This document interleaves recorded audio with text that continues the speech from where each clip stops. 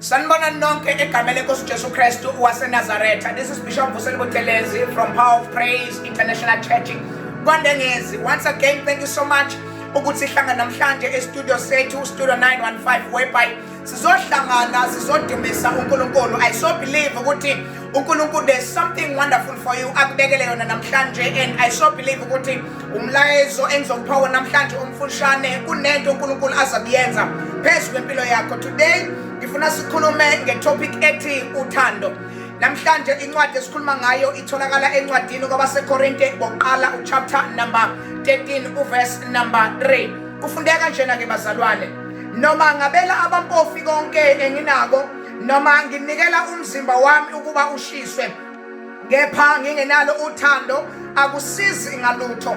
Uthando luyabekezela, uthando lumnene, alunamahawu, uthando alusigabisi, alusikhukhumezi, aluziphathi ngokungafanele, alusifuneli okwalo, alunciki, alunakuguquka. Ngiyayithanda lena namhlanje ngifuna sikhulume ngayo ukuthi God is love.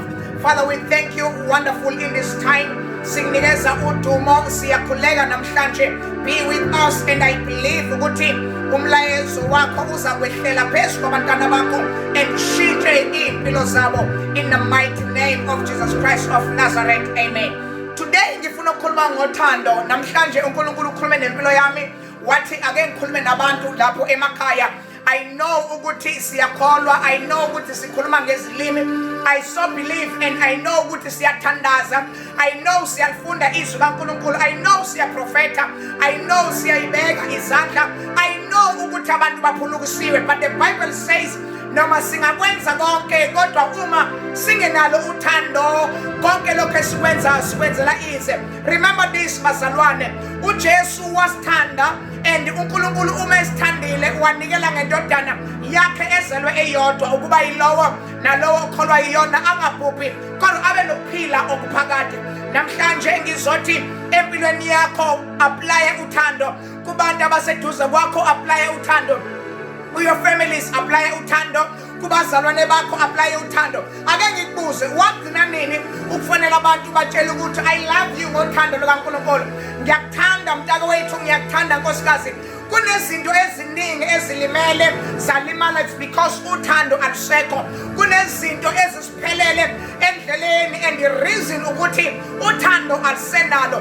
Bazalwane, uNkulunkulu wethu uyasithanda. If the Bible says wanikela ngokuphila kwakhe ukuba impilo yethu namhlanje sinikezwe ifa ezulwini, let me tell you something, you can do something better in this time that we esihlangene naso. You can phone somebody, you can talk to somebody and tell him ngiyakuthanda ngothando lukaKristu, and send a WhatsApp message and send a voice call and send a video note. Kubone ubatshela ukuthi ngiyakuthanda, uNkulunkulu uyakuthanda. Ake ngikutshele, uma uthando ungenalo akusizi ngalutho. Uma uthando singenalo yonke into esiyenzayo ayisizi. Ake ngikutshele, noma singashumayela sithandazela abantu sibabeka izandla senze konke kodwa uma uthando singenalo akusizi ngalutho. The Bible says uthando alithokozi ngongalungile, uthando alusigabisi. Awufiki phambi kwabantu usikhukhumeze ngenxa yezinto nazo, awufiki phambi kwabantu ubabikele ngenxa yezinto nazo, but lokho onakho just share it with somebody and show some love and show some caring. The Bible says uNkulunkulu wasithanda yena yedwa wanikela ngempilo yakhe. Now you can do something, unikele ngezinto nazo kubantu and show them that my brother, my sister, my mother, my fellow colleagues, noma ubani ngiyakuthanda ngothando lukaKristu. Namhlanje ngizokhuluma indaba yothando. Asithandaneni. The Bible says uma konke sikwenza, uma singenalo uthando sifana nethusi elincecethayo, sifana nensimbi ebanga umsindo. An empty vessel makes a lot of noise.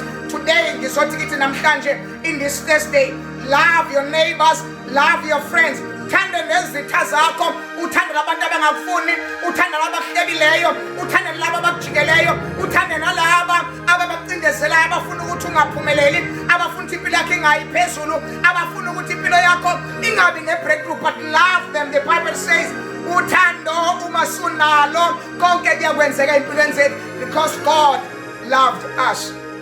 Izothi namhlanje kithi Ulwesine uthando alusikhukhumezi. Khona abanye abahleli kuma relationship but bayabona ukuthi uthanda seke.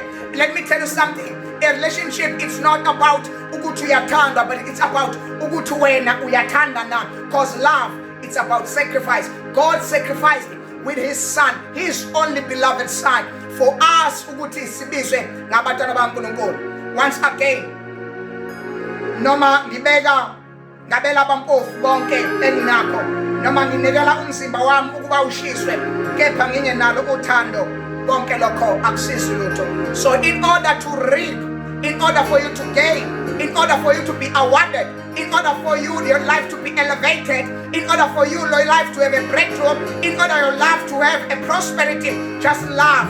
Give some love to people, show some love to people. Uthando alwanele ngokulisho, but uthando lwanele ngokuthi ukhulume kubantu. Ngizothi kuwe namhlanje, change somebody's love and tell them that I love you. Tell them that I care about you. Send them some messages, phone them and tell them, my brother, I love you. Today ngizothi asithandaneni. uNkulunkulu akubusise, uNkulunkulu akublesse in anything that you want. May God bless you. May God bless South Africa in the mighty name of Jesus. Amen.